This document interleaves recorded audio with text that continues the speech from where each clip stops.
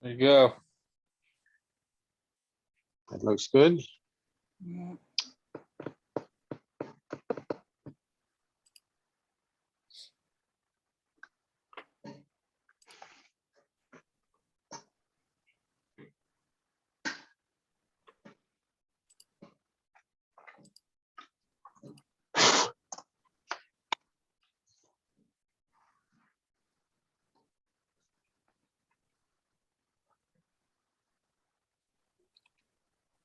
Oops.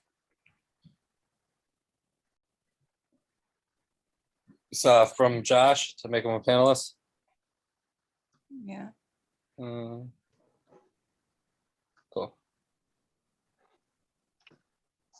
Hey, everybody. How's it going? Yeah. Morning, everyone. Morning, Richard. Morning, everybody.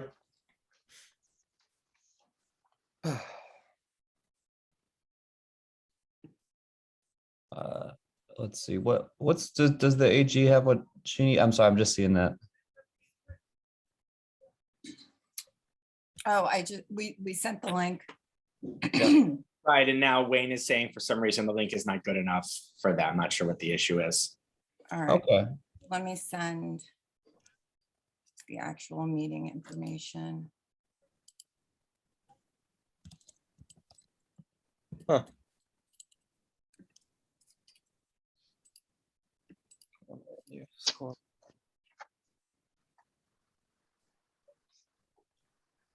Yes. Yeah, Wayne, I don't know if Wayne can hear this, but Gabby has the link that the AG needs There we go. from your team. Cool.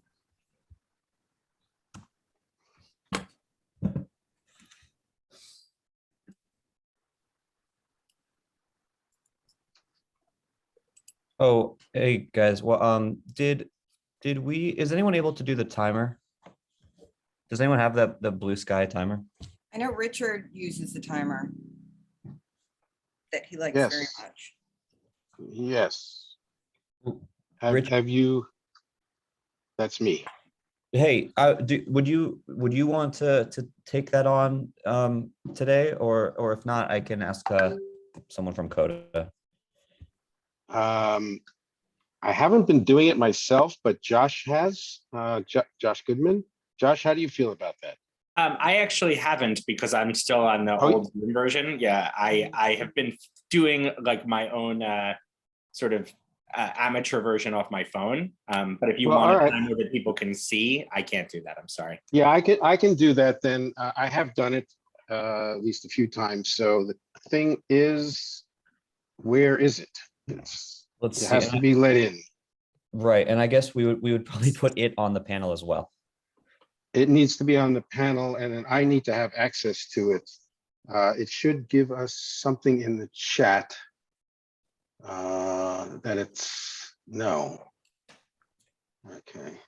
It's normally what it would do is when it attempts to come into the meeting, it puts a link in the chat where you could go manage it. And I don't see that yet. Maybe because this is it has a panel, so once it becomes on the pan, I don't know. Let's see. Denny Salas needs to be made a panelist. Yeah. Mark, did you see from Danny? You gotta, and if I'm gonna do that, you gotta remind me what our timing is. So I know it's, 5 minutes and 15 minutes. that's all, no specific time for questions or answers.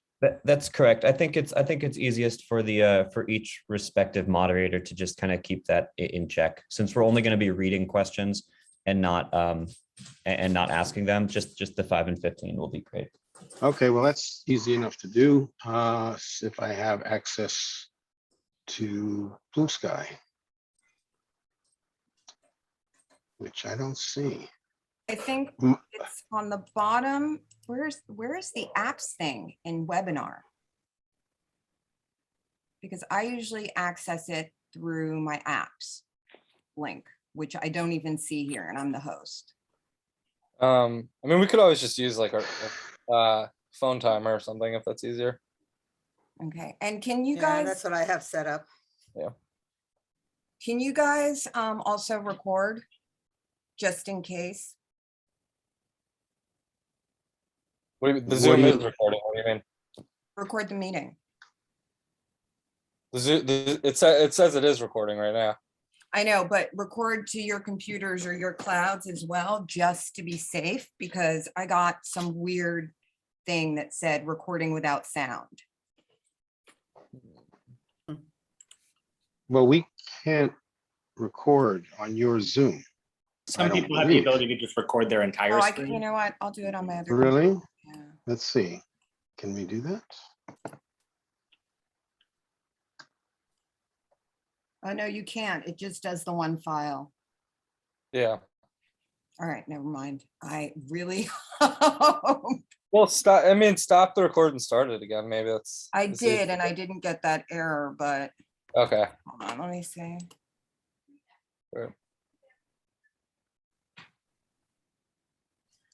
This recording's going to be available for us to give to people who couldn't make it today. Yeah. Great. And Cameron, you'll let us know where they are. Yeah. They post They them? record onto our the VID Google Drive, so we can share it That'd be great. or Thank you. the cloud. It's going in the cloud. Yeah, I don't.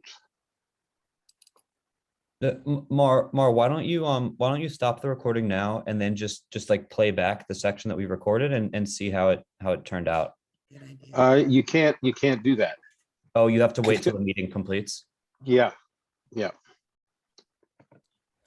Hey, well, everybody, I tried to turn on my video, but it's saying that the host has stopped it. I'm not sure if there's something that needs to be switched on for that. Let's see.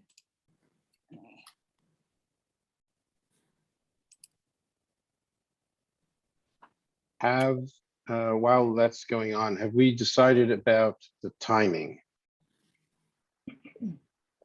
in regards to what, Richard? Well, without blue sky. It's Which- just 5 minutes for presentation and 15 for the Q&A. All And you- right, so I mean, I can certainly do that on my phone. Yeah, it's in the run of show that Mar sent out too. If you want to. No, I remember that part. I just Okay, didn't, cool. you know, Thank the you. blue sky helps the presenters, but it's not that big a deal. So with 5 and 15, I can do that on my phone. Awesome. And You'll it do looks- them for all of them? Yeah, why not? Or otherwise, I mean, listen, Marion, I am Yes. always happy to share roles. I mean, I have it on Always my happy for phone. that. I can do my own, but I don't know if everyone wants to do their own or somebody's going to time keep for all of them. It's easy enough to do it on our own, I think. Okay, so I'll just do that. All right, so then you don't need me for the timekeeping. Everybody will do their own. No, but thank you. Sure. And Okay, what about that's fine. chat? We will all have access to the chat in case people ask questions while Yeah, once we do get currently. started. And just be aware that we can all see and hear each other. The panelists, or rather the members of the public who are on, can also currently see and hear us because there's no waiting room. So this conversation is broadcast to everyone who arrived early. Okay. Are you all co-hosts? Yes. Okay. And Andrea is just running a bit late, but Yeah. she'll hop on as a panelist as well in a bit. Can you put the actual, okay, he found it. Someone was having a hard time getting the link, but they found it.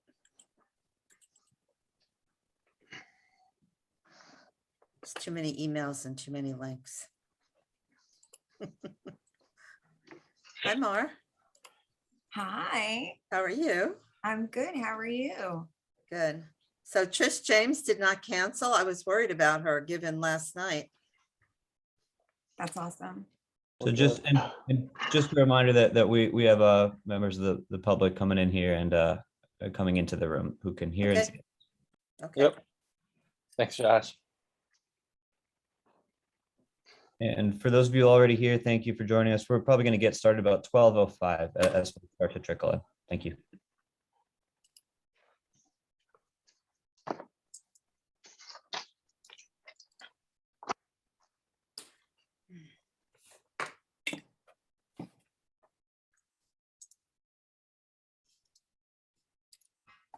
Mara, I just want to make sure you saw my text. I did. Okay, cool.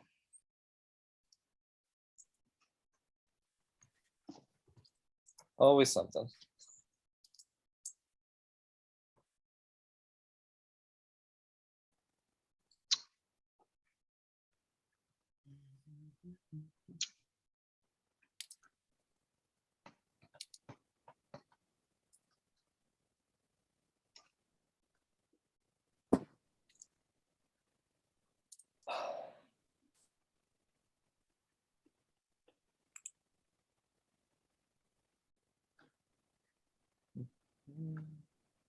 Mar, your beautiful background reminded me of these little things we made in Coda.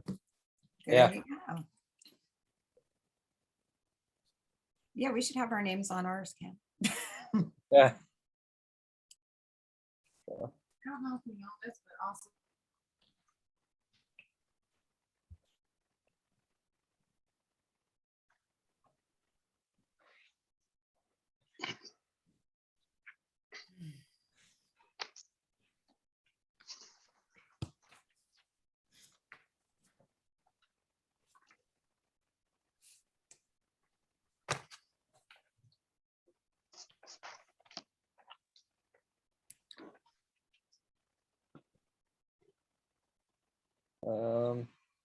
Tish needs to be made a panelist.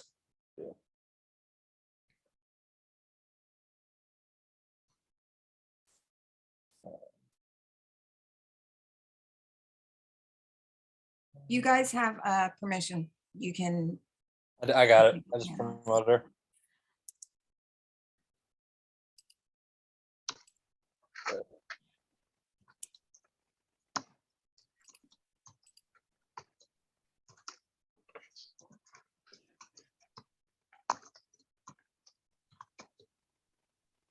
You should be able to unmute and turn your camera on now. Not my camera. Oh, weird. Hmm. I think you have to be elevated as a host to turn on the camera. Okay, cool.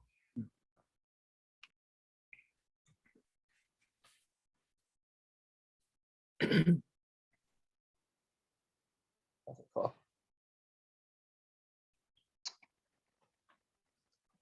You have been elevated, so you should be able to turn it on now. Thank you. There we go. Perfect. There you are. Thank you, Attorney General James. We're just gonna give it a few minutes to let some folks trickle in. Probably 12:05. We'll get Okay, started. I appreciate you being on time. thank you. And Joshua or Cameron, can you please elevate Chunk Cito to host as well? I did twice and Chung declined. I don't know if that was an Really? accident. I'll try Should be again. good Oh, now. no, actually, never mind. She just texted me saying, no, it's okay. Never mind. Okay. Okay. No, don't worry about that, Mar. Okay. Thank you.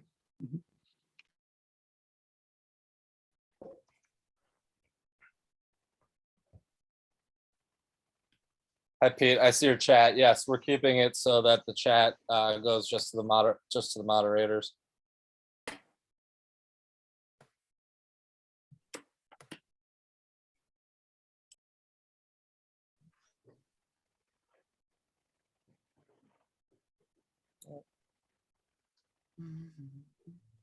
And just once again to repeat myself for those of you just coming in, we'll give it a few minutes to get started about 12:05. Thank you for being here.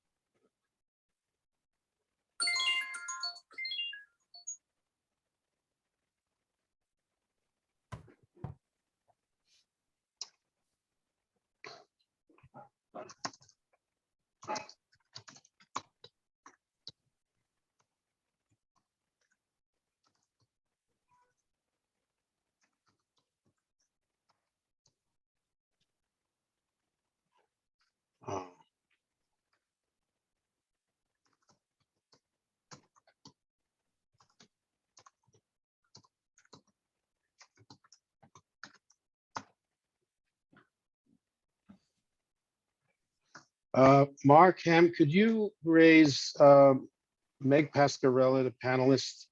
Sure thing. Oh, wait. Yeah, that'd be great. Got it.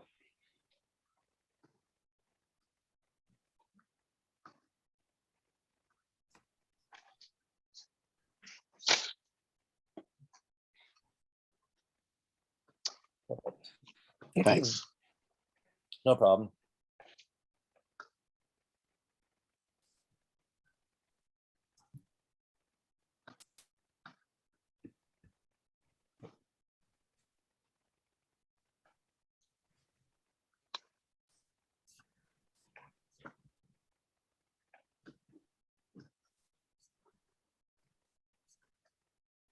Okay, I have 12:04. We can round that to 12:05 and get underway here. Good afternoon. My name is Joshua Waterman. I am the co-president of Coalition for a District Alternative. On behalf of CODA, Village Independent Democrats, Downtown Independent Democrats, New Downtown Democrats, Grand Street Democrats, United Democratic Organization, and Village Reform Democratic Club, I'd like to welcome you to our statewide candidate forum, part 1. Today, we'll be hearing from 4 incumbents seeking re-election for the positions of Attorney General, Lieutenant Governor, State Comptroller, and U.S. Senator. Each candidate is going to speak for about 5 minutes, to be followed by a 15-minute Q&A period. Please use the chat or the Q&A feature built into Zoom to type your questions. The moderator will then read those questions. To be most efficient, we will not be calling on people to ask questions by voice. Just before we get underway, I'd like to thank my fellow Downtown Manhattan Club presidents, you see here in front of you, for organizing this event together. I'd like to thank the candidates and their teams for working with our schedule and giving us their time. And most importantly, of course, I'd like to thank all of you, the club members for whom we organized this event. Please join us same time, same place next week for our gubernatorial forum. We hope to see you then. And without anything further, I'd like to hand it off to Marion Rydell of Grand Street Democrats to introduce our first candidate today. Thank you. Thank you, Joshua. Good morning, everyone. It's my deep pleasure to introduce our New York Attorney General, Letitia James, and I want to thank you particularly for being here today. I know you had a long, hard night. So the forum is that the format is that you get 5 minutes for presentation, and then we'll turn it over to questions and answers. All the questions will be asked by me because we're monitoring in the chat. So please. Thank you, Marion. First, let me thank the Downtown Independent Democrats, the Coalition for District Alternative, Village Independent Democrats, Grand Street Democrats, New Downtown Democrats, United Democrats, United Democratic Organization, and Village Reform Democrats. Before I give my official remarks, I think we need to pause for a moment of silence on behalf of Officer Rivera and Officer Mora and Miss Michelle Go and Mr. Paul, 2 members of the AAPI community who were viciously attacked. Officer Mora has gone through surgery, and there are some reports that he's still in critical condition, and other reports that he's in stable condition. But let us just pray for his full recovery. As Marion mentioned, I was at the hospital last night, and when they removed his body, the body of Officer Rivera, to hear the cries, the screams, the family of his family who spoke only in Spanish. He didn't have to know Spanish to understand their pain and their sorrow. And so I pray for him. I pray for his soul. I pray for his family. I pray for the full recovery of Officer Mora. I pray for the members of the AAPI community. And the message that I say today is that hate will not be tolerated anywhere in New York State. And an attack against one group is an attack against all of us. And let us all work together against gun violence and demand of our federal government that we have responsible gun control in this country. We've got to work harder and harder. This is the 5th officer who's been shot in our city in this month, and we are still in January. It is just outrageous and just beyond the pale. But thank you, because we're living in times that test our souls.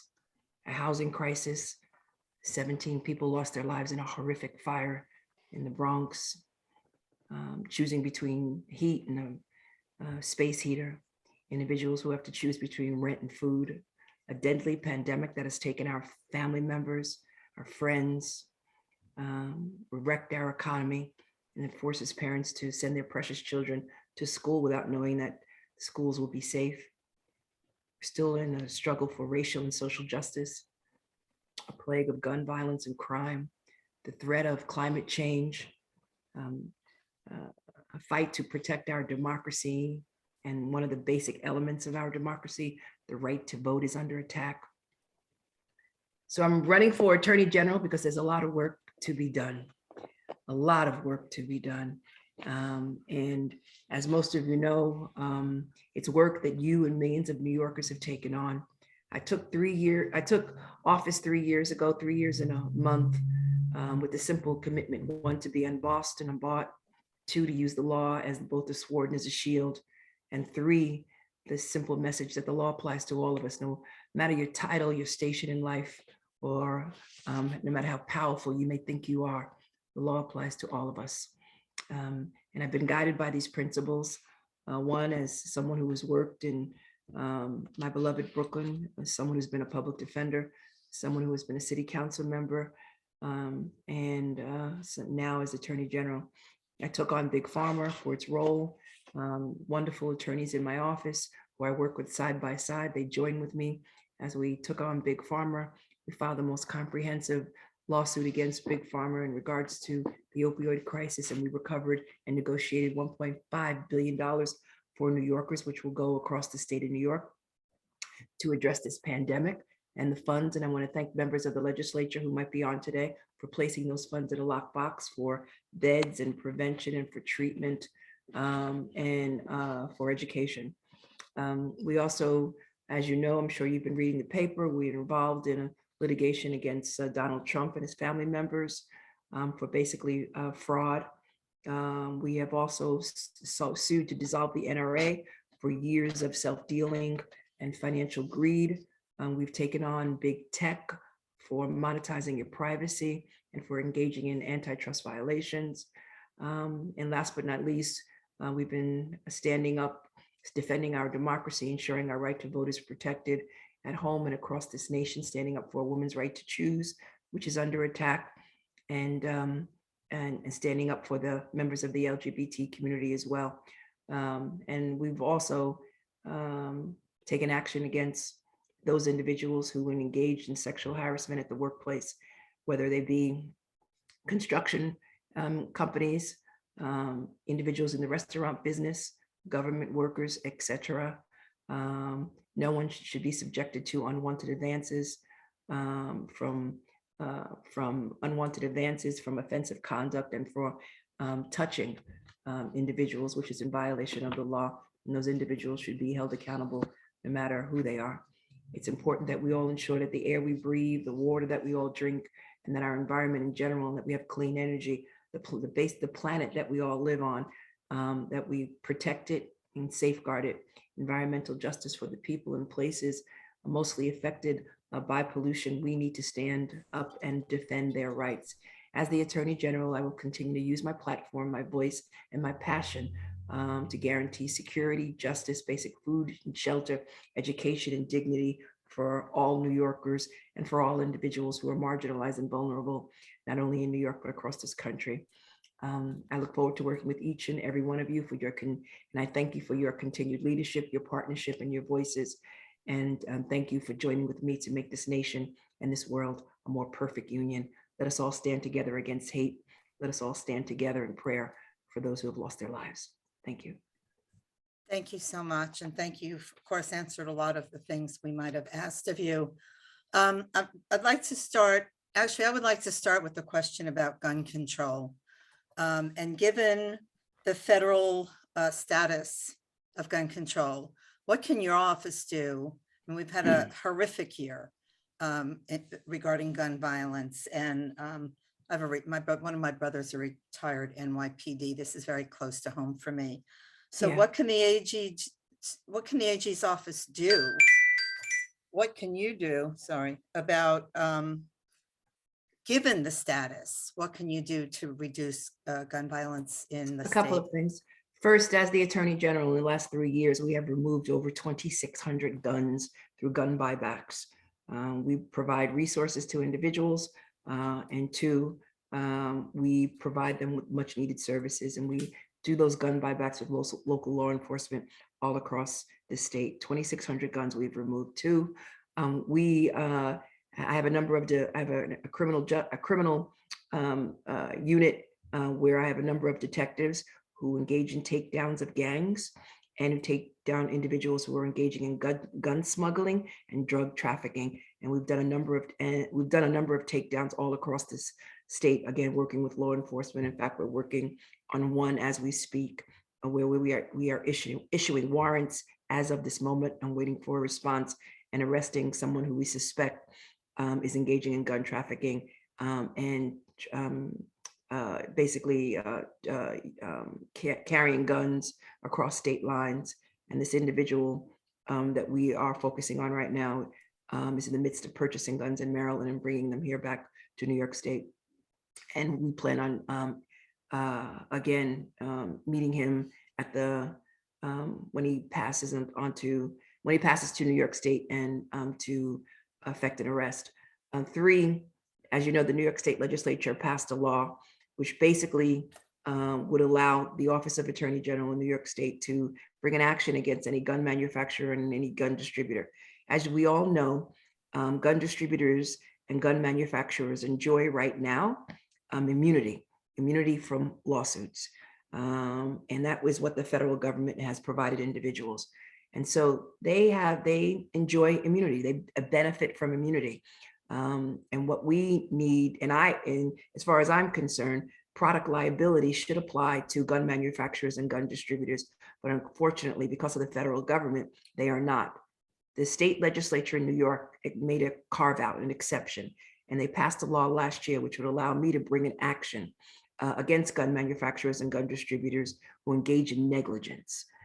So we're going to test this law. The NRA has already filed a lawsuit to declare it unconstitutional, basically arguing that this area of law, that states are preempted by the federal government by that immunity law. But I am in the midst of packaging a case, developing certain facts where I will hold a gun manufacturer liable. And I'm hoping that we will be successful. 75% of the guns that we recover in New York State come from outside of New York State.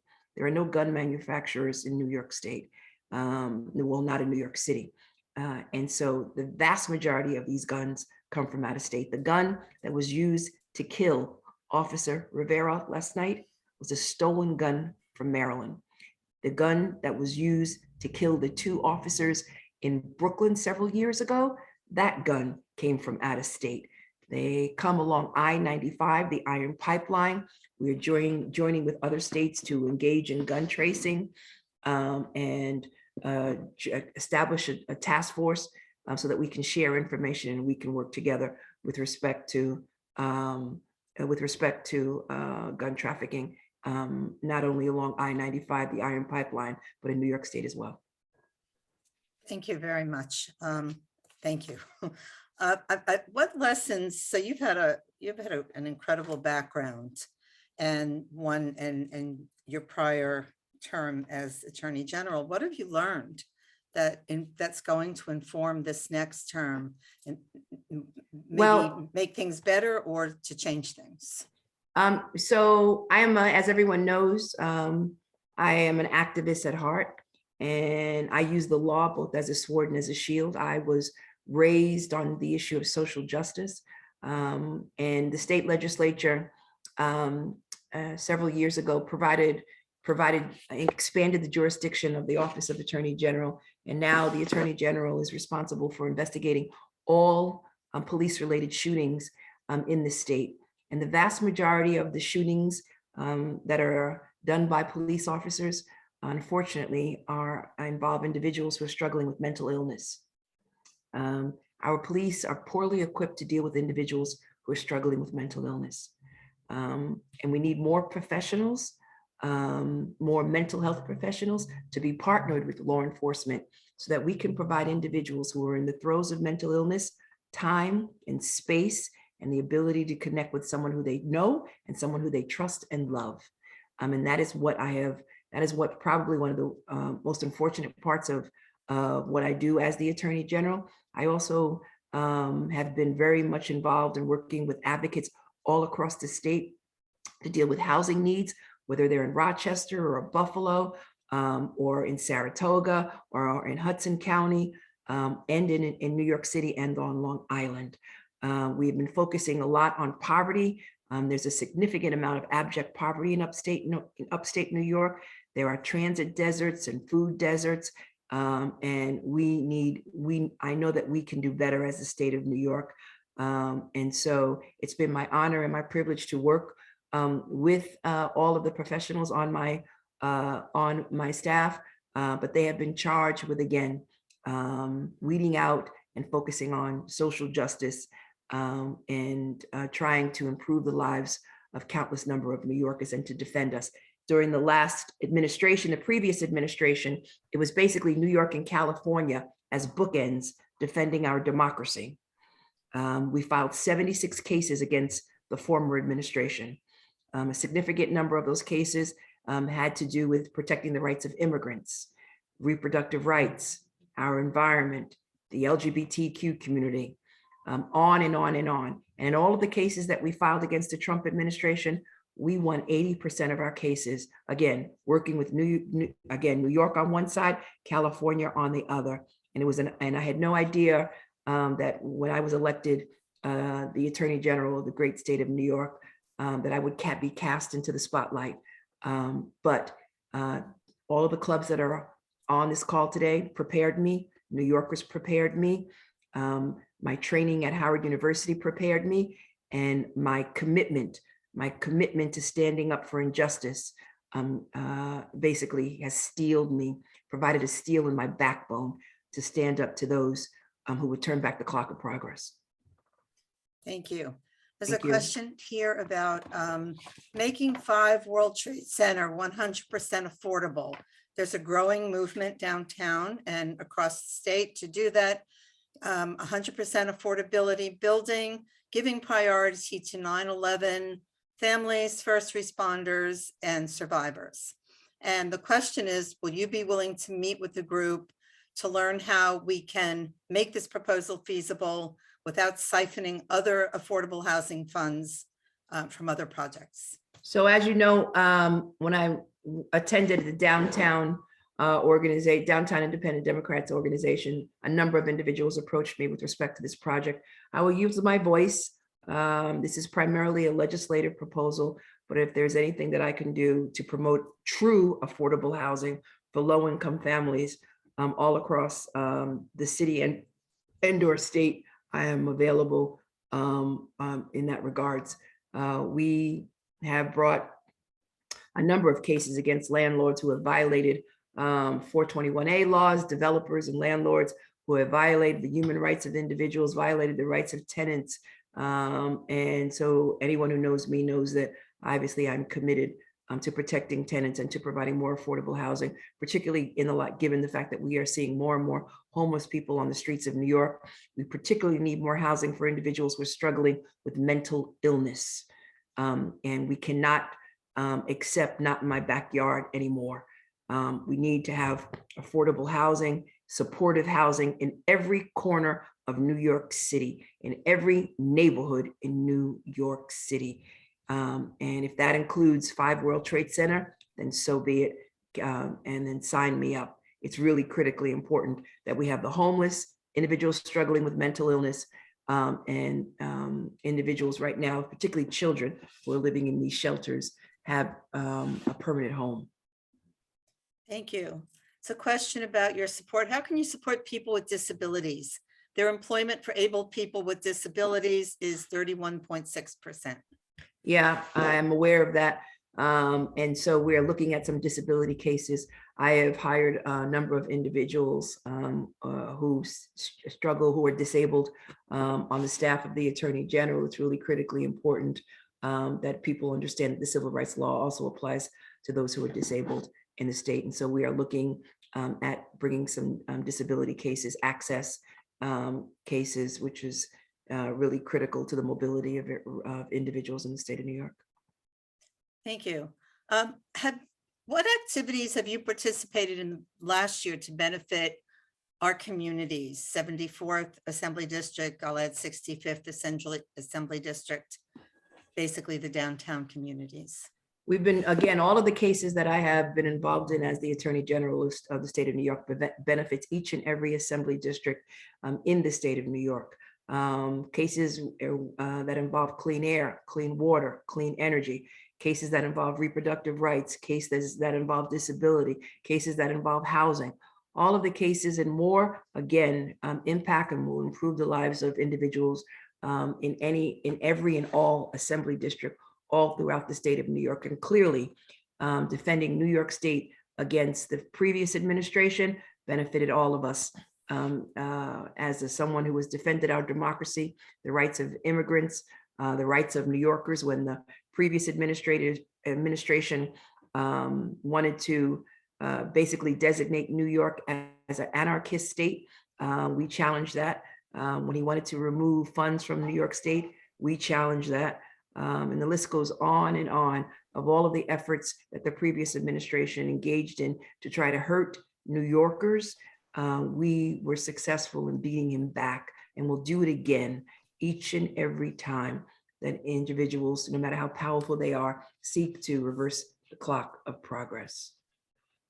Thank you. So what policies do you think can decrease the rate of incarceration while maintaining a sense of safety for the public? You're absolutely right. So it's a delicate balance, and I do not believe that we should criminalize mental illness or poverty. And I know that there has been a lot of calls to revisit the bail reform law. And I am examining the data in a dispassionate way to see how many individuals have engaged in recidivism. People are responding to headlines. People are highly emotional with respect to bail laws, but we really need to look at the data. And I will be examining the data. I do know that as a chief law enforcement officer, one thing that I would like to review with the state legislature is discovery laws, because they have been challenging in our efforts to address gun violence and to address individuals who would violate the law. And so that is what really is critically important. I also think that we should, I support a law which would allow elderly individuals who pose no threat to New Yorkers, that they be given some clemency and a reduction of their sentence as well and be released. And I think punitive segregation is something that we should also be examining in the state of New York and throughout the city of New York. And we should also, again, revisit Rikers Island. Rikers Island, again, I support the closing of Rikers Island at this point in time, and look forward to alternatives to incarceration, including but not limited to restorative justice. Thank you very much. This is a quick one. So will you be endorsing a candidate in the primary for governor? And are you I haven't willing made a to tell decision with us? respect. I haven't made a decision with regards to the primary in regard the Democratic primary for the office of governor as of yet. Okay, thank you. We have 2 seconds left. So I want to thank you for your participation and for your work. And I hope you have a really good luck in your candidacy. Thank you so much. I appreciate you all. Thank you all. Let's stand together as we continue to fight for justice, and let us continue to pray for all of those who lost their lives. Thank you.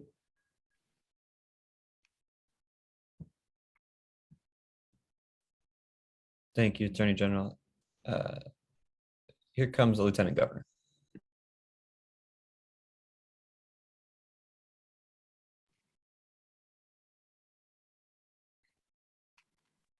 Is the Lieutenant Governor with us? I am here, but I can't start my video because you have stopped it. All right, so you have to elevate him to host.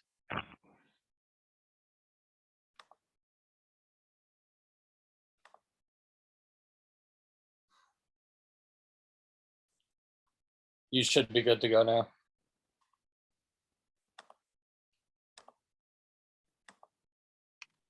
Okay. Oh. So for those who joined us late, just welcome everybody to the Downtown Democratic 2022 Primary Candidate Forum. My name is Denny Salas, and I'm the political and policy co-chair of UDO, the United Democratic Organization. We're here to welcome Lieutenant Governor Brian Benjamin to this forum. Just as a reminder, for each segment, candidates will give a 5-minute presentation, followed by a 15-minute Q&A. During the Q&A, pre-submitted member questions will be asked by the moderator, after which questions will be taken from the floor. For the audience, if you have a question for the candidate, please use the chat function, and questions will be taken in the order they are submitted. Lieutenant Governor, the floor is yours. Please begin with your 5-minute introduction. Thank you so much for having me here today. I want to thank you for hosting this forum and for your activism in helping to make New York City and Manhattan in particular a better place. I want to thank the Village Independent Democrats, the United Democratic Organization, Grand Street Democrats, the Downtown Independent Democrats, New Downtown Dems, the Coalition for a District Alternative, and the Village Reform Democrats for hosting us here today. Let me just share a little bit about me personally and why I'm running. My name is Brian Benjamin. I'm the proud son of 2 immigrants. My mother came to this country from Guyana, my stepdad from Jamaica. They worked hard to provide a better life for me and my family. And because of their hard work, I was able to go to Brown University, Harvard Business School, and then come back to build 100% affordable housing right here in New York City as part of a minority-owned business in our community. Then I ran for New York State Senate to better serve our communities and advocate for important issues in Albany. In the Senate, I helped to focus on some very key issues. First, helping to pass legislation and the tenant support, in support of tenants to keep rent control apartments affordable, helping make sure seniors could afford their rent. I defended public pensions for hardworking public servants like my own parents, and introduced legislation that successfully pushed New York State to divest from private and for-profit prisons. That was particularly in the Comptroller's office with those funds. And I'm really proud that I was able to introduce and pass the Eric Garner Anti-Chokehold Act, which was an important step to end excessive force by police in New York City. Very proud to work with Governor Hochul to balance this question between public safety and fairness. It is something that we've been dealing with. Yes, last night I was at Harlem Hospital for a really tragic moment, as we all know about the recent attacks on our police officers, and just the increase in crime generally. And there are very important conversations that we are having that we must have as a community about how we make this balance work. What I do believe very strongly is that over incarceration is not the answer. We must focus very much on ensuring that anyone who is incarcerated, it's for a public safety purpose, but more importantly, that we do everything we can to provide the intervention and prevention resources in our communities to make sure that we are reducing the amount of individuals who might turn themselves to crime. Our education system requires our resources. We are spending, or we're putting in our budget, $31.3 billion, which is a record for in this state for education across the state. But how are we ensuring that, particularly in communities where there is significant poverty, that young people are getting the education that they need, they're getting the skills that they need, they're getting the mental health services that they need, they're getting the guidance counseling that they need. Those are specific priorities that we must do in order to help reduce some of the concerns that we're seeing on our streets. We have been very focused in this administration on helping to protect affordable housing and provide more affordable housing. The governor has announced a $25 billion 5-year plan to create or preserve over 100,000 more units of affordable housing, 10,000 of which will be for those who need supportive housing. And particularly, we're focusing on homeless housing for people who need it. We're also ending 421A, and we are replacing it, looking to replace it with a real affordable housing program that it provides more and deeper affordability across New York. Also, we are focusing very closely on trying to help with the future of our small businesses. So many small businesses were hurt during the pandemic, and they are the lifeblood of most of our communities, hiring locally, helping to provide sort of support for local communities. They are the backbone of our economy, and they need support. So some of the things that we're looking to do in the budget is provide over $100 million in relief for nearly 200,000 small businesses. We want to accelerate some middle-class tax cuts, about $1.2 billion for over 6 million New Yorkers, and make childcare more affordable in New York for working families who are trying to get by, trying to provide access to over 100,000 more working families so that people can have their children protected while they work. We also have been dealing with the COVID-19 pandemic. And, there's so many essential workers who have done the hard work to keep us safe. And we want to make sure that they are not only incentivized and given bonuses, but that we're providing more resources to help and grow the field, because there's just going to be that need. So we're investing $10 billion to help grow the healthcare workforce by 20% over the next 5 years and provide wages and bonuses, higher wages and bonuses for those healthcare workers who have really been fighting the good fight for New Yorkers over the last few years during this pandemic. And then let me say, we're going to get to questions, Lieutenant Governor. That was 5 minutes, so we really appreciate it. That's great. okay, I was going to make one quick point about ethics reform, real quick. We're introducing a constitutional amendment to limit statewide elected officials to 2 terms and ban earned outside income for these offices. We were reflecting the federal model. Thank you. Sorry about that. No, that's all good. All right, thank you very much. All right, so we have a few questions. The first one, there was a 361% rise in Asian hate crimes over the last year in New York City, with recent visuals highlighting these violent incidents with the loss of Michelle Alyssa Go and Yao Pan Ma. What specific public safety measures are the executive branch prepared to enact to keep our Asian American friends, family, and neighbors safe? So a couple things. First, I am a big believer in prevention, and so a lot of the focus of where we are is dedicated to that. So number one, we're providing over $400 million to help those who are dealing with the opioid crisis. We think addiction and mental health is a real issue that's helping to drive homelessness, and not only that, drive some of the issues that we're seeing in our streets. And so we're spending those resources to focus on that. We're bringing out special operating support teams that are going to be working alongside with the city to work with the homeless to try to provide people with the support that they need to get housing assistance, mental health assistance, et cetera. I was at Michelle Go's, the vigil on her behalf.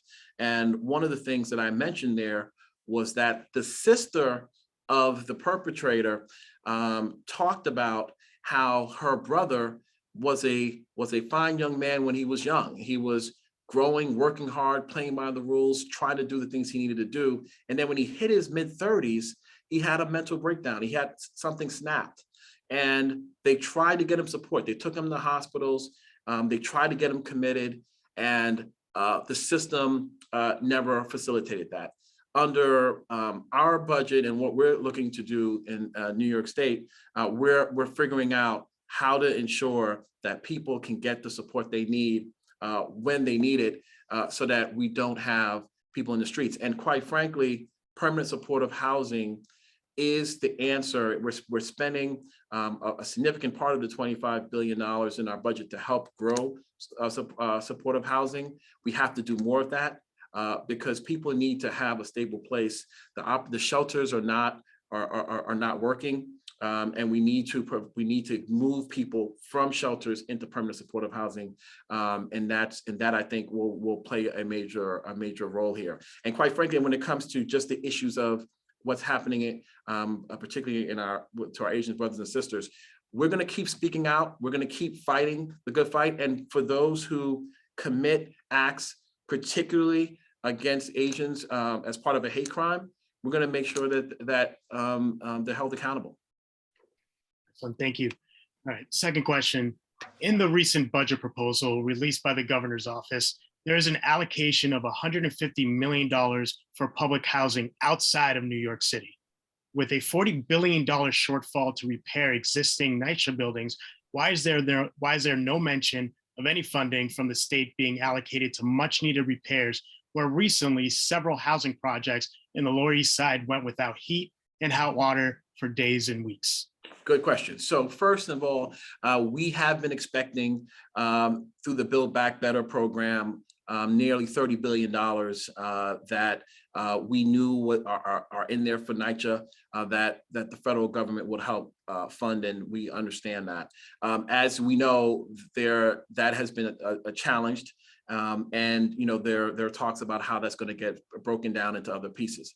So that's one thing. Secondly, we're having conversations on this, but there is a proposal by NYCHA that will help convert the Section 9 vouchers that are there into Section 8 vouchers, which will unleash at least upfront about $6 billion and ultimately possibly $18 billion. There's a lot of conversations, a lot of issues around that, how we do that, some concerns with tenant leaders, but know that we are working on that. And we have a plan for that. We're just trying to figure it out. And so putting it it's not ready to be in the budget at this time. Okay, thank you. Number three, we are a week and a half away from Lunar New Year. Pre-pandemic, Chinatown was bustling with foot traffic that contributed enormously to the local economy and helped numerous small businesses. That is no longer the case. What is the state prepared to do to help the local economy in Chinatowns all over the state? Sure. So we are, as I was trying to mention earlier, we are spending at least $100 million to help some of our small businesses who have been impacted by COVID, to provide them with support so that they can help, so we can move forward on some of the things that they need to do.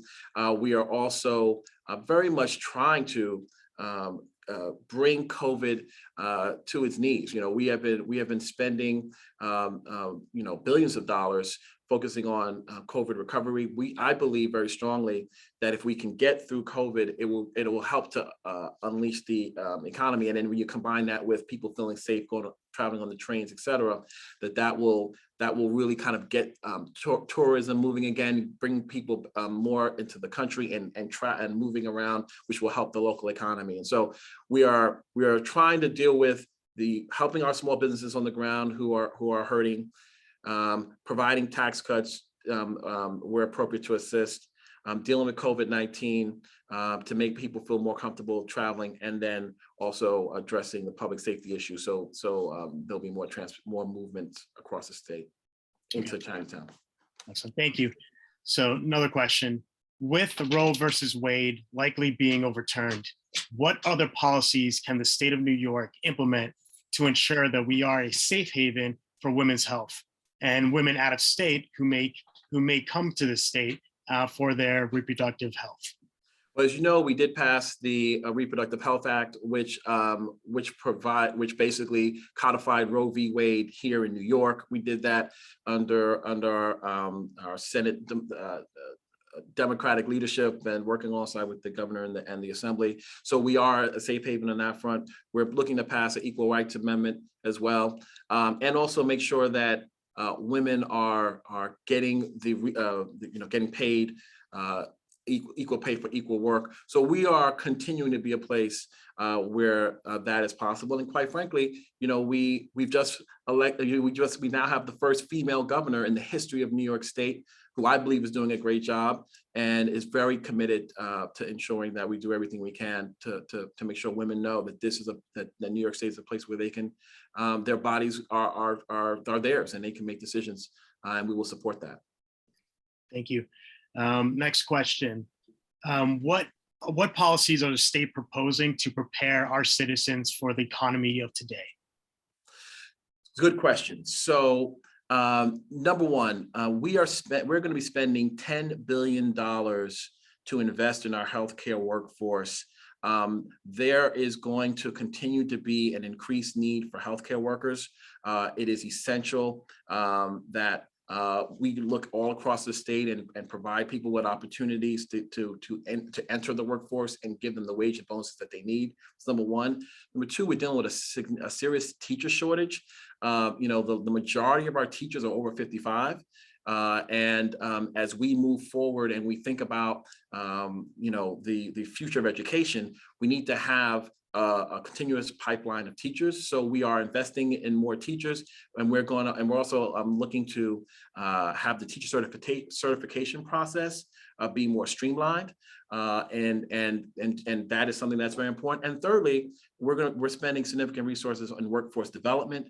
I believe very strongly that as we bring in the infrastructure money that's coming in from the federal government, we're going to be doing so many projects in New York State. Who's going to be building those roads?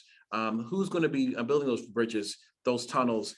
I live in Harlem, and the 2nd Avenue subway is going to go from 96th Street to 125th Street. So much public housing, so much poverty right in that neighborhood. How are we ensuring that the young people who live in those developments are going to be able to build those tunnels? That's part of what we want. We're going to be investing in workforce development, and we have hundreds of millions of dollars going towards that. And as we move towards 100% renewable energy in New York State, that's going to be so much shift in jobs. Building of the wind turbines. We are investing $500 million into offshore wind. We're investing millions of dollars to ensure that we are creating climate-friendly homes, solar panels on rooftops. So many jobs that is going to create. We have to make sure that the kids and the young people who have been historically left on the sidelines, who possibly could end up in a life of crime, that they get the skills and the opportunities and the training so that they can be building the future that we're trying to create right here in New York State. Thank you. Next question. The state has committed $10 million to provide the Asian American community organizations with funding to combat Asian hate crimes, but those funds have not been dispersed. What is a timeline for the state to actually release those funds? Well, I will come back to you shortly on that, because I will personally make calls to see where that is. We need to get that money out the door. So if there's anything I can do, one of the things that the lieutenant governor is able to be is an advocate on particular issues. And for me, this is a priority issue, and it's something that I spoke to significantly with Senator John Liu. I was part of the process to make sure that $10 million was allocated in the first place, working with him and Assembly Member Yulene New and others to stand with the community to ensure that those resources were in the budget. So I will do what I can to make sure that they're dispersed, and I will connect with you afterwards to see what's happening on that. Okay, excellent. And this is more of a getting to know you question. Sure. What was a catalyst for you to get involved in politics? Sure. So I grew up watching Meet the Press with my mother, who worked at a labor union her whole life, and we watched Meet the Press. And I've attended every Democratic convention since I've been born, mainly because she always went with Local 372, D37, and I always loved civic engagement, fighting for the rights of union workers, people like my parents who are hardworking New Yorkers who played by the rules, and we want to make sure that they're treated well. And when President Obama ran, well, then Senator Obama ran for president, it really sparked something in me, and I decided to really engage more deeply and create a group called Harlem for Obama that helped to get him votes in Harlem, and then things took off from there. I joined my local community board, got involved, and was building affordable housing, and then I was able to in 2017 get elected to the New York State Senate, and it's been amazing to be able to serve my community the way I have. Excellent. Here's another question. So what policies currently exist in the state government, and what further can be done to control criminal gangs and gun control in the state? So that's a good question. First, we have some of the toughest gun laws in the country. I will say to you, and I'm gonna take a different tact on this because I think it's important.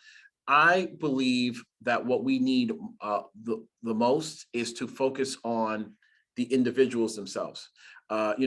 We can have as many laws as we want, and we have a lot.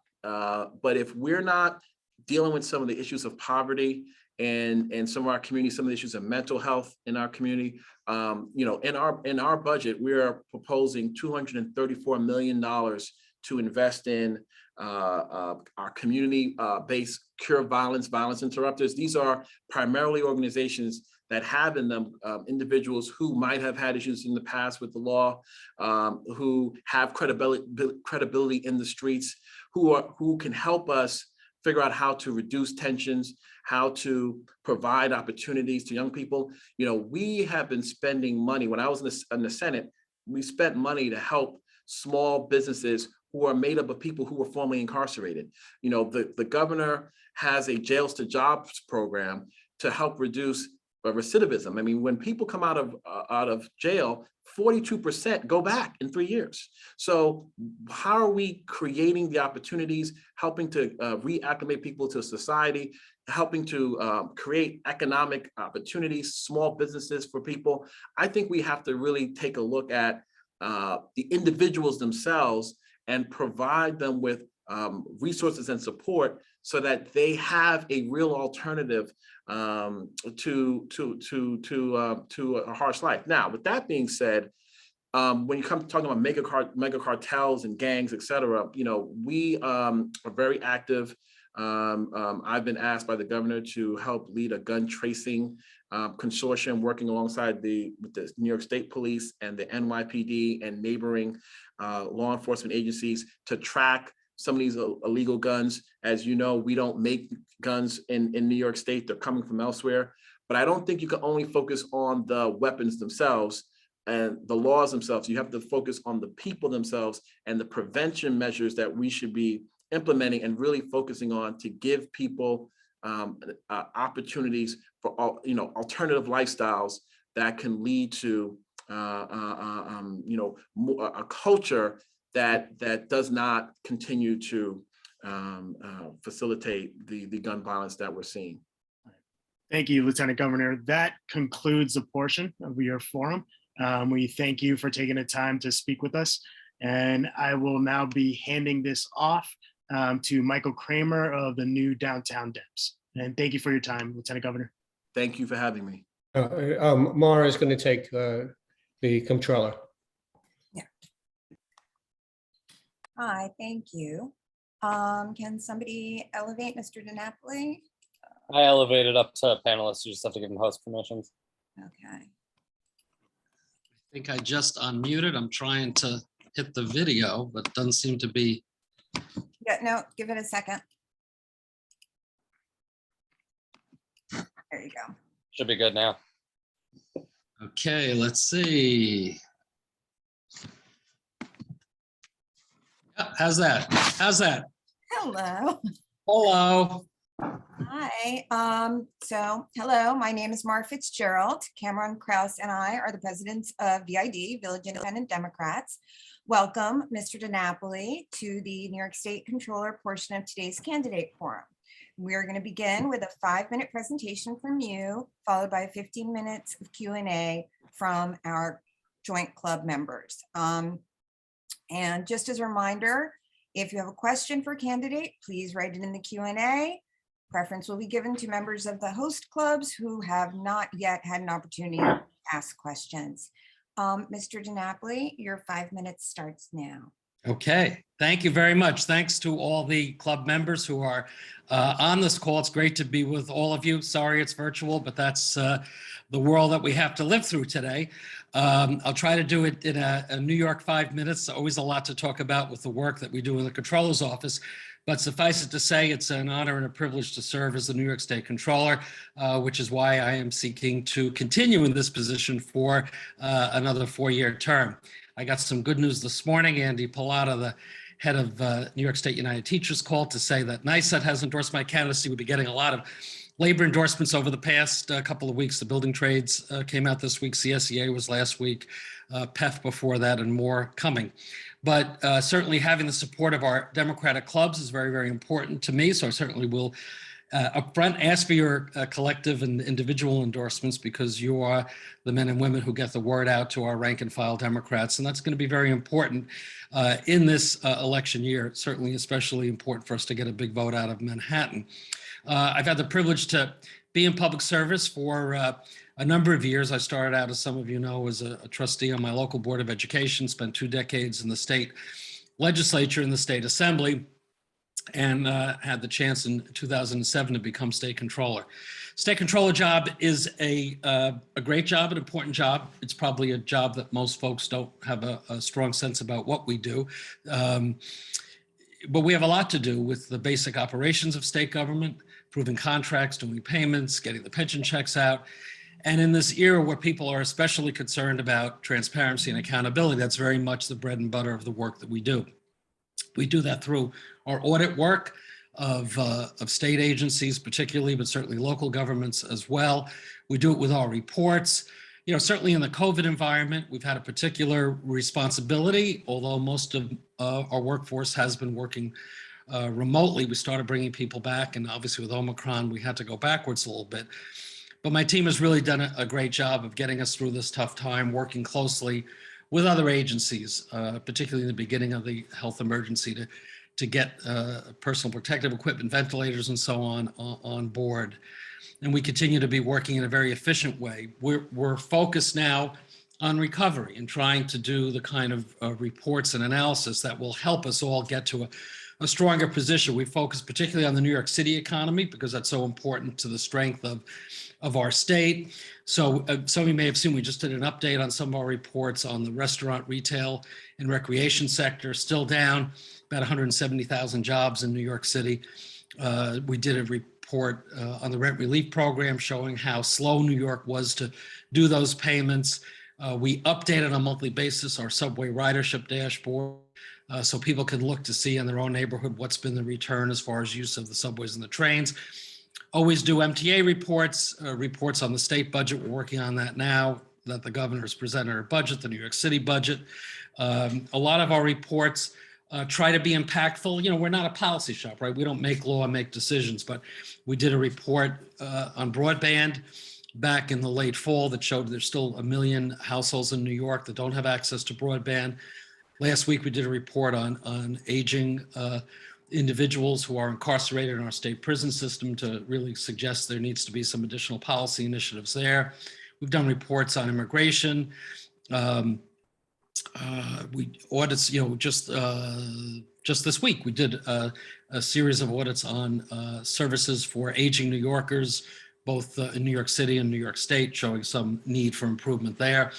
One of the big areas we work on is the state pension fund. I'll mention it quickly so I stay within our 5 minutes. I'm very proud of the fact that New York State's pension fund is the best funded state pension plan in the country, over 99% funded. So the retirement security for our 1.1 million members is there. We take that responsibility very seriously. We also are very mindful of being an active shareholder, so we engage our corporations on a host of issues, be it climate, trying to deal with the issue of reducing greenhouse gas emissions. We have a particular initiative on disability inclusion, so more disabled people can find jobs in the corporate environment. political spending disclosure, especially in the wake of Citizens United and the January 6th insurrection. We have a new emphasis on diversity, equity, and inclusion. Number of shareholder proposals calling for independent racial equity audits, following up on what we tried to do at Amazon last year. We're going back to Amazon and some additional corporations in that regard. And I'm very pleased that we have DiNapoli, very- that's 5 minutes. Okay, I'll just mention Finish your thought. my closeout sentence is our program for having more capital be managed by women and minority firms. We're up to $27 billion now under management by minority firms, firms of color, and women-owned firms. Thank you so much. We have some questions. Pete Davies asks, to support small businesses who are often priced out of what is now an overly speculative real estate market, will you act for the creation of a rent transparency data bank of actual income for spaces versus asking rent as market anchor in order to create more market stability and give prospective tenants a more accurate indication of what rents are sustainable in a given area? It sounds like an interesting idea. I'm not sure that our shop is the place to do something like that, but if he would get me a little more information, I will certainly see if it's appropriate for us or make a suggestion as to who would be the ones to do something like that. Thank you. The next question is from Mariama James. It is adding that a luxury tower on public land providing public subsidies to a private developer in an already segregated community. I guess the question is, do you think that adding a luxury tower on public land providing public subsidies to a private developer in an already segregated community is effectively redlining and potentially a violation of the Civil Rights Act of 1964, which prohibits discrimination on public land? Well, needless to say, I'm opposed to discrimination, opposed to redlining. This sounds like a specific instance, though. So I'm not familiar with the exact property that the questioner is asking about. And my guess is that the subsidy would either be, I don't know whether it's a federal estate or a local subsidy. Again, not in our purview. We don't authorize subsidies, in terms of our work. So probably a more appropriate question for, I'm assuming it's something in Manhattan, for your Manhattan representatives to give you an answer to, but I certainly don't think we should be supporting redlining or segregation. But again, I suspect there's a little more behind that question than that broad that broad umbrella that was laid out.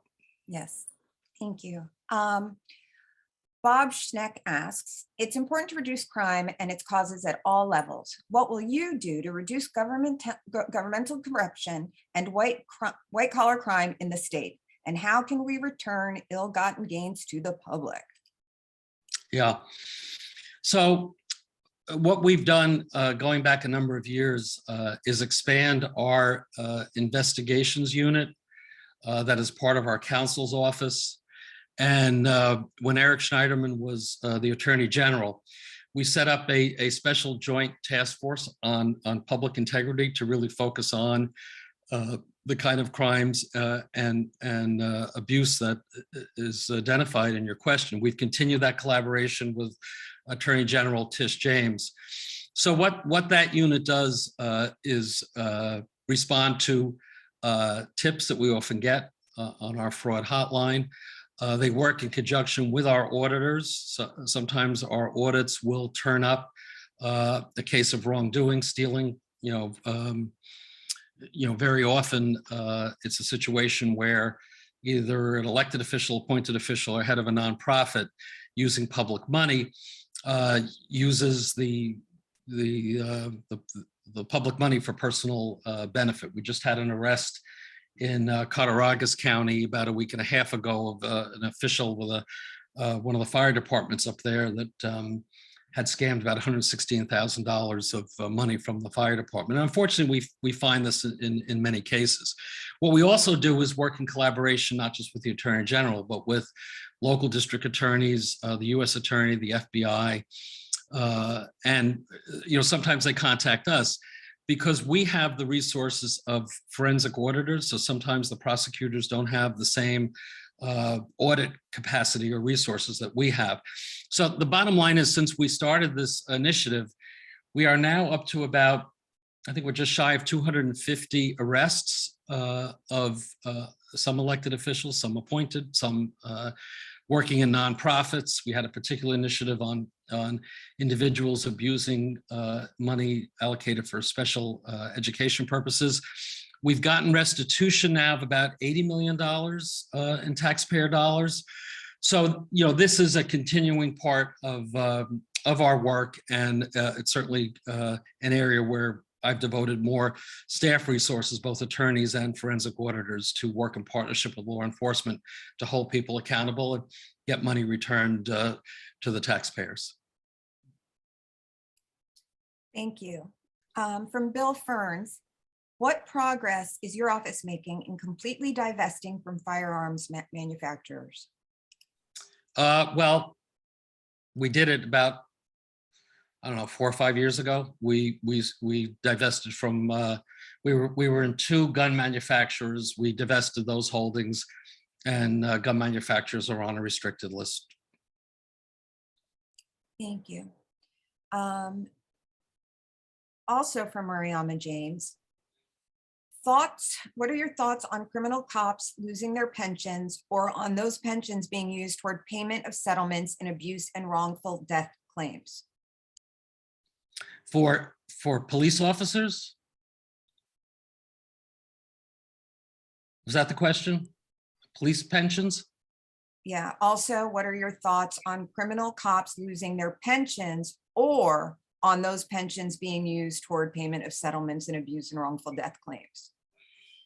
Well, pensions, are protected. There was a constitutional amendment that applied to higher officials. They could be police officials. I don't think it would apply to rank and file police officers, where they could lose their pensions if they're convicted of a crime.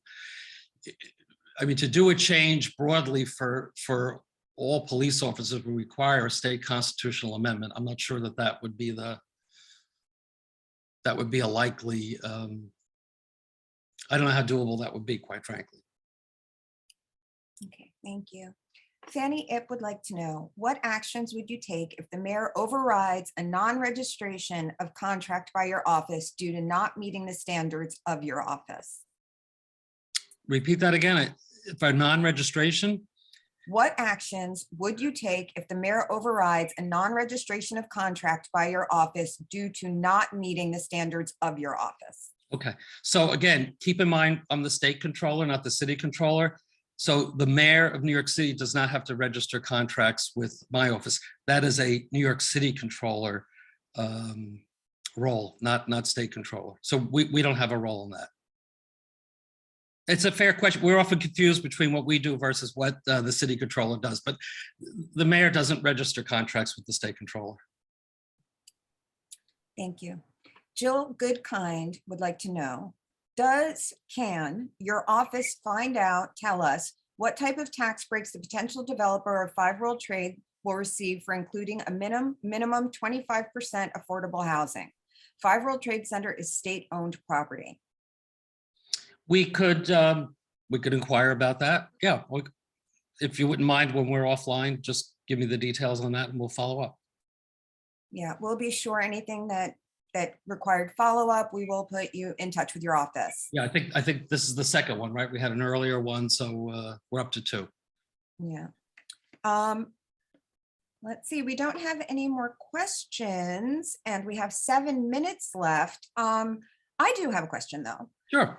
So I saw that you audited back in 2019, the New York City DOE as far as discipline, but it was very specific to violent incidents and weapons. And as far as data, there are lots of data holes, particularly in New York City, where it pertains to race and socioeconomic status of students. Would you do anything to fill in the blanks of the disparities that exist within different groups according, as far as the DOE is concerned, or statewide, New York State Education Department? Is that something you'd look into? So just let me make sure I understand the question. So the question is, in an audit context, would we look at disparities in terms of Race and socioeconomic status of students? right? So disparities meaning Meaning in education outcomes or discipline, admissions, yes, educational outcomes, and all of that mean what that means. yeah, I mean, we've done a number of audits on SED and on New York City DOE. It tends not to look at pedagogical outcomes because our auditors don't have the don't necessarily have the skill to do that. But if you would give me an example of a kind of outcome that you would like us to look at, we could certainly consider that. Sure, I will follow up with you. Yeah. All right, we have more questions now. Mhm. Bob Schneck asks, when and how does your office work in concert with the New York City Comptroller?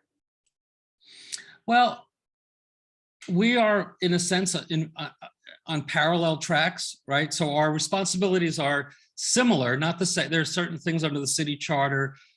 The contract issue came up earlier, in terms of registering contracts, which is unique for them. We don't have that responsibility. What we do though at a staff level, because there are some areas where we have overlapping audit authority. There are some areas where the city controller has unique authority, other areas where the state controller has unique authority. What we try to do is coordinate our efforts so we're not doing double work. That's done, through staff communication between the various audit teams. We have a new controller. I started with Controller Bill Thompson, and have worked, with John Liu and Scott Stringer, now Brad Lander. So Brad and I have been talking, and we're going to continue to be talking about ways that we can coordinate. What we have done over the years, we don't have anything in the pipeline right now, but we have had instances where we actually, I think we started this with John Liu. We put our audit teams together to do a joint audit. It had to do with New York City Transit and scheduling of construction work, as I recall. And we've had some other opportunities to do something like that. So I mean, fortunately for me, I've always had a great relationship with the individuals who have been New York City Controller, and I expect that to continue with Brad Lander as Controller. And the other area where we have often coordinated has been on corporate governance issues from the perspective of being shareholders through the pension funds. So very often you'll see shareholder resolutions, pressing corporations to do the right thing on a host of issues, are often jointly filed by New York State and New York City, or if not jointly filed, mutually supported. So that there are opportunities for us to work together. So I have two more questions, and I think we have about 2 minutes. Grace Lee asks, do you support term limits on statewide officials? Nope. Okay. And Pete Davies asked, and I apologize if you've answered this already, kind of. It's purview question. Does the comptroller have authority over New York State licensing of real estate salespersons and brokers? This is in regard to the way that properties are marketed in relation to both local zoning and New York State law. And also another question regarding purview. Joshua believes there may be some misunderstanding. Can you give us a general overview of specific duties of city and state comptroller offices? On the first one, the answer is no. On the second one, so the state controller is the chief financial officer for the state. We are in charge of approving all state contracts valued at $50,000 and more, which is most of the contracts. We process and monitor and look for any inappropriate expense as far as state payments. By that I mean money that's paid to vendors that are doing business with the state, grants, state grants that are going to nonprofits, state aid that's going to New York City, or to local governments all across the state. So that state operations, we're very much the back office operation for the state of New York. The state controller, it's different than the city controller, is sole fiduciary for the state pension fund. So the state pension fund is for all state workers, wherever they live, including New York City, and for municipal workers outside of New York City, and for non-teaching educational employees. So what's different there is the city controller, while he hires the staff, manages the staff for investing the city pension funds, the city has 5 different pension funds, and they have 5 different boards. So the controller kind of coordinates it, but the city controller is different than the state controller, and that I'm a sole fiduciary versus managing 5 boards. But your pension fund obviously is a big responsibility. Both the city controller and the state controller have audit authority, although the city controller obviously is more limited in terms of city-specific agencies. There are some city agencies where I have authority to audit, some that I don't. And then I have audit responsibility for state agencies, in varying degrees, state public authorities, and local governments and school districts outside of New York City. We administer the oil spill fund, and we return people's lost money and unclaimed funds. That's unique to what we do rather than the city controller. Thank you so much. And that was perfect timing. Thank you for joining us. Thanks. It's great to be with all of you, and I hope I can look forward to your support. Thank you. Take care. Bye-bye. I am going to pass it over to Michael. Okay, thank you. Thank you, Mar. Can we elevate Senator Schumer and put on his video?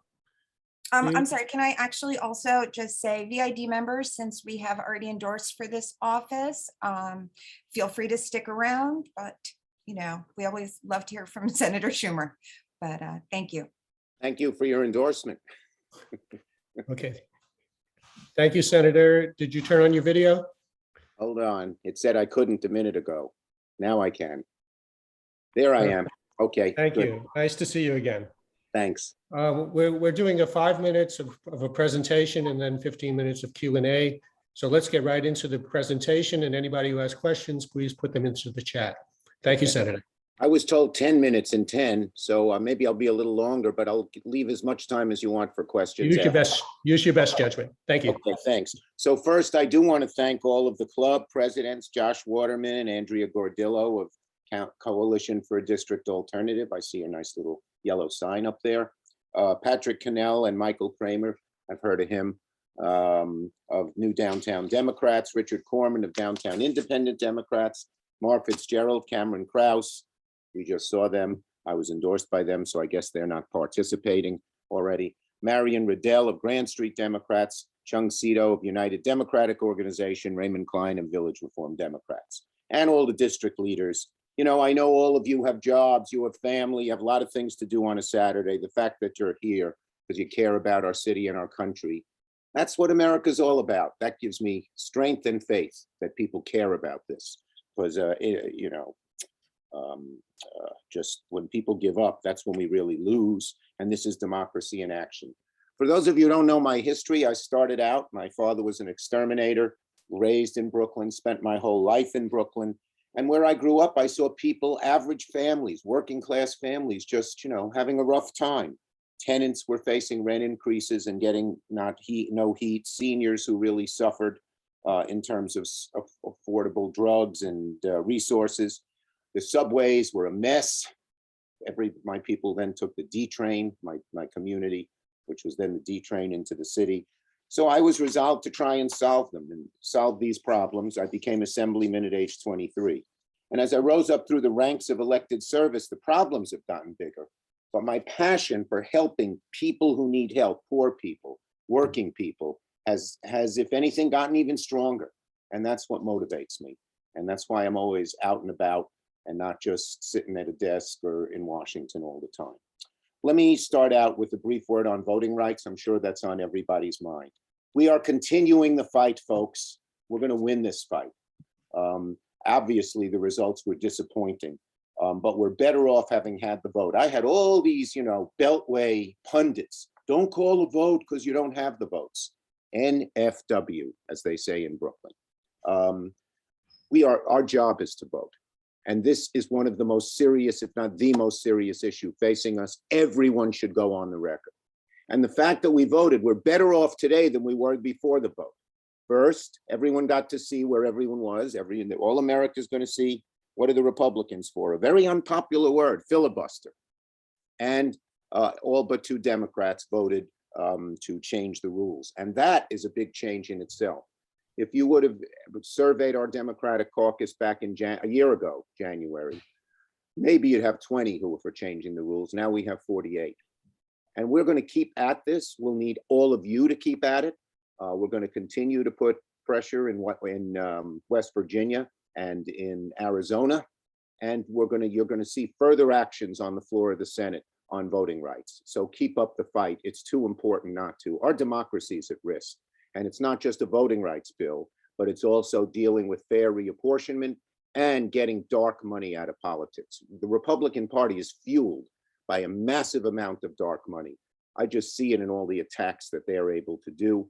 And I see them, I see the attacks on me all the time by a whole panoply of hard right, dark money groups. So we are going to keep fighting.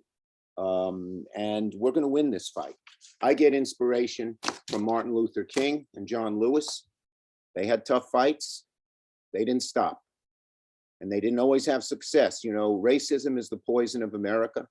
The people, I just read Grant's biography. And the white Southerners, when the newly freed Black people who had been slaves, the number one thing they wanted to deprive them of was the vote. The vote meant power. More than job, more than property was the vote. And it's still that way.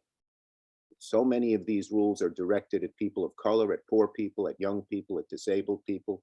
And we're going to have to keep fighting. We're going to keep fighting. Lewis, King are inspirations. Frankly, my father is. He passed away 2 months ago. But he always taught me if you keep fighting and to do the right thing, you'll succeed. And he's sitting right here. I don't know if any of you have lost a parent, but he's still here. He's professing that to me. Okay, so that's voting rights. And let me go through some of the good things that happened in the last year. We passed some of the most progressive legislation in decades. The American Rescue Plan put money in the pockets of poor people and working people through direct payments and unemployment insurance. Half the kids were taken out of poverty. We have to expand that. The child tax credit we are trying to expand. We enhanced unemployment insurance and for the first time had part-time workers, gig workers, freelance workers there. I delivered 300, I had to fight for this. The Republicans were dead against it, state and local aid. It kept our city going and it funded the schools and the workers and it provided $2 billion of rent relief. We had an excluded workers fund that's been used by the governor to help our immigrants. One of the things I'm proudest of was Save Our Stages. You have a lot of people who depend on the arts. It's all closing down. Not only Broadway, but all the little independent arts venues that are so important to the quality of life in the communities you represent and in New York City. And I made sure that all of them got help. They would have gone under because they were the first to close, last to open because large numbers of people gathered. We got money for the schools, saved the subway system. And I am passionate about mass transit. We got more money for the MTA than ever. And they not only have money now, the governor's using it all to not only prevent the fare from being raised and prevent cutbacks in service, but to actually expand. To expand the Second Avenue subway up into the desert of East Harlem. I just created an agreement between Amtrak and the MTA, so the East Bronx, another desert of working people, of people of color, will get real transit, another transit desert, etc. Another thing we've been able to accomplish that I'm very proud of is diversifying the criminal justice system. Donald Trump put the most I'm trying to talk fast here, Michael. Donald Trump put the most reprehensible people on the bench. Not only hard right in philosophy, but many of them. are not honorable people and had no empathy, as a judge is supposed to have, for people who come before them. We are rectifying that. I have put more people on the bench, more Democratic nominees on the bench than any first-year presidency since Ronald Reagan. The majority are women, the majority are people of color, and not only is it demographic diversity, it is for the first time professional diversity. It's not just prosecutors and lawyers from big firms. Let me give you some examples if you don't know them. Myrna Perez, daughter of Mexican immigrants, one of the experts in voting rights in the country, the first Latina confirmed to the federal bench since our bench since Sonia Sotomayor to the Second Circuit. And I'm proud, by the way, I recommended Sonia Sotomayor to President Obama. I put her and pushed her to get on the bench there. There's Eunice Lee, for an African-American woman. First, we don't have an African-American woman on our Second Circuit. She was the former head of the federal defenders of New York. Allie Nathan, brilliant judge in the Southern Districts, will be the second open lesbian ever confirmed. Nusrat Chowdhury from the Eastern District, a civil rights attorney at the ACLU, first Bangladeshi ever on the federal bench, second Muslim on the bench. Dale Ho, probably the expert, an Asian American man, the most prominent voting rights lawyer in the country. I just nominated him to be a district judge. Nina Morrison, open lesbian woman, who was head of the Innocence Project, you know, all the people who were wrongly convicted. So this is going to be a great balance to all those horrible people Trump put on the bench. And I have the record of putting people of color on the bench.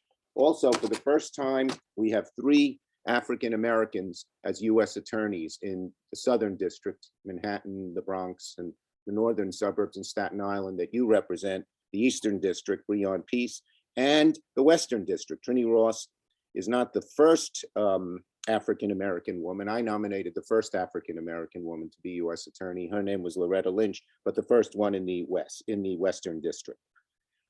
I know how Asian American hate crimes have affected your communities. I led the charge to pass the legislation along with Grace Mung to make this happen. And now the Federal Justice Department will have special prosecutors units and pay attention to Asian hate crime. It went way up because Donald Trump, the bigot, horrible human being that he was, is, I guess, let's hope he's never is in the political holding office sense again, so created so much anti-Asian sentiment as well as other bigotry. Senator, we're at 10 minutes. Okay, And- infrastructure, just infrastructure, I'm going to name money for lead, take away lead pipes, $290 million for bike lanes, money for connecting all our poor people with broadband in the poorer communities who can't afford it, and much more. I'll stop. I have much more to say, but No, if you stay for the questions, we're happy as well. Right here in Lower Manhattan, ever-growing numbers of your constituents are raising their voices in support of making 5 World Trade Center, the last remaining undeveloped parcel of land on that public land site, and an entirely affordable residence. Would you be willing to meet with the Coalition for an Affordable World Trade Center to learn how this proposal can be made feasible without siphoning major sources of affordable housing funds from other districts, and while giving first priority to 9/11 survivors and their families and first responders? Question. yes, I fight for affordable housing. It sounds like a very interesting idea. I will meet. Thank you. Considering that the distinct possibility of war looms in Europe along the Russian border of Ukraine and Belarus, should future events take us to the point of military action in those areas or elsewhere, will you, as a member of the US Congress, take up the responsibility to control US actions in regard to the War Powers Act, rather than giving an authorization allowing the president a blanket okay without a declaration of war by Yes. Congress? Yes, in fact, I implemented the War Powers Act in 2 instances as majority leader already. I have the right to bring it to the floor. I will do it here again. So how is it possible for your Republican colleagues to support the big election lie? How can you help restore simple honesty to our government and our society? This is a great question. And the big lie, by the way, has 2 prongs. Donald Trump started it, and he has a lot of big lies. But by the way, one of the few areas where we had success in messaging he called it the big steal. And I got all the Democrats to call it the big lie. And now it's out there. That's the word that's used, and that's deserved. That's a deserved word. And why is it that this has spread so? Well, one is that, and this is one of our great weaknesses as Democrats, they have a right-wing media machine that is just incredible, powerful, and omnipresent. And you listen to Fox News, you know, I think Donald Trump has done terrible damage to America, but it was totally exacerbated by people like Sean Hannity and Laura Ingraham and who's the guy with the bow tie, Tucker Carlson, who just tell these lies. They tell the lies about everything. You know, I saw one instance on one of these stations. Hi, my name is Joe Dokes. My vote wasn't counted. Now, there was no evidence of it. The guy clearly had an axe to grind, but that's what they said. So we have to fight back on this. And the big lie led to the insurrection, where, for those of you who don't know, I was within 20 feet of these people. Had one of them had a gun, had two of them blocked off the door, who knows where I'd be. One of them was reputed to point at me and say, there's the big Jew, let's get him. You know, bigotry against one is bigotry against all. And, but it also led to all these Republicans legislatures taking away the right to vote to poor people, Black people, young people, people of color, etc. So we just have to constantly fight back against this big lie. It is not believed by Democrats and independents, very small percentage, even a small percentage of independents, but Republicans do believe it. They watch Fox News. And frankly, one of my missions, you know, I'd love us to have a better counter to Fox News. We have, you know, quote, the liberal media, but they're not an organ of the Democratic Party, and they're just as happy to criticize Democrats as Republicans. That's fine. But the bottom line is that they have a right-wing machine that just constantly spreads misinformation and lies. And it should be a big goal of all of us, the president, the Senate, the House, and all Democrats, to come up with a counter to them. Well, that leads me to my next question perfectly.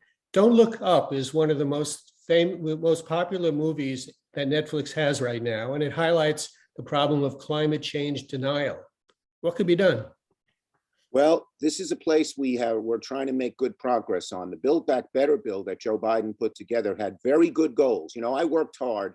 Sometimes our progressive groups call on me to put pressure on the state legislature. And when the previous governor was resisting the CLCPA, I think it was then called the New York Green New Deal or something, but now it's called the CLCPA, very bureaucratic. I think it's a silly name. But they called on me to push for it, and I did, and we got it passed in the state. But what the president has proposed in Build Back Better is even stronger. It proposes that 80% of our energy be clean, wind, solar, water, hydro, by 2030, and 50% reduction in the carbon that goes into the air by 2030. We're working hard to get that done. And here's a little bit of a surprise. We're making some progress. You know, Manchin doesn't like some of these things. He's from this coal state, and you know how I feel about that, you know, that issue. But we're making progress that we can still get to the 50-80, and we're going to push hard for it. Obviously, we're going to go back with BBB and keep fighting for it. It's too important to drop. But if we can keep those numbers, it's good. I was even making progress with Manchin on the methane fee, which is one of the, you know, methane is 10 times as bad as carbon in terms of reducing our atmosphere, carbon in the oxygen in the atmosphere. So we have to get something done on climate, and it's essential. And I'm at the forefront of that. We also have a request from Nancy about the public land under and around the Brooklyn Bridge, a very local issue on the Manhattan side, that there are 9 acres of public land that could be used for open and green space to help with economic revitalization of Chinatown and the seaport, and to connect our diverse and underserved communities. Is it possible for one of your staffers to meet with them? Yes, I'm for green space. You know, I'm a bike rider. Now, I'm not one of these spandex guys. I'm not going at 40 miles an hour, but I ride my bike all over the city. That's how I relax on many Saturday afternoons. Of course, when I have interviews with very important political clubs, I can't go on my bike ride. But in any, but I wouldn't go today anyway. It's too cold. I'll probably do some kind of walk. But public space is great. And I ride in that area all the time. You know, I ride over I was glad to see they did a bike lane in the Brooklyn Bridge. We provided $290 million in the infrastructure bill for bike, you know, to make New York much more bicycle friendly. So this sounds like a good idea. And again, we'll sit down and meet. Thank you. Could you give us an update on negotiations for the elimination of the state and local tax cap? Yes. You know, there is some opposition to it. The House in the BBB bill did pass a proposal that said you could deduct up to 70,000, you know, so the multi-billionaires wouldn't get a deduction, but other people would. There is some in the Senate who feel that's still a little too high, but I believe we will get a good, strong state and local bill if we get a BBB bill, and we're fighting hard to get a BBB bill. Okay, we have two more questions. What, if anything, is the federal government doing to prepare for the continued growth of and flow of money into NFTs, cryptocurrencies, and digital real estate in the coming years? Yeah, I don't like secrecy, particularly when it comes to finance. It always leads to trouble. So I think we have to look at this very, very carefully. We did pass some limitations on cryptocurrency in the USICA bill, you know, the U.S. International Competitive Act. But it's something that I think the federal government has to look very, very carefully at. Because some congresspeople and senators appear to be profiting on non-public material information. Would you support a ban on elected officials trading financial instruments? Stay tuned. I don't want to give away something just on this. Not that you're not important. I'm very sympathetic to it. House, let's put it that way, okay?